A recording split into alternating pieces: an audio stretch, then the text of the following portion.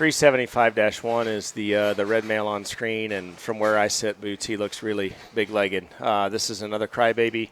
I love the way this one's built. His mother is an airdrop brake light. So we bred the original brake light sow.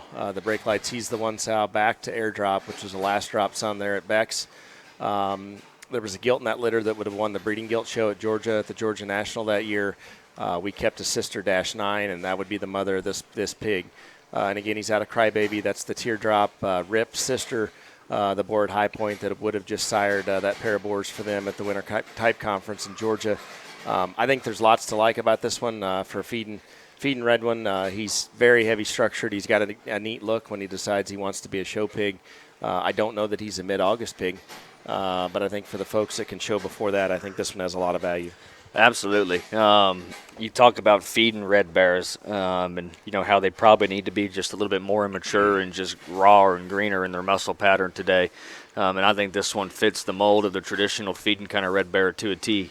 Then you couple that with the fact that his skull and his arm size is huge. And as you work back, his length of hip and his bend and athleticism and his rear leg on that big of a foot is next level good.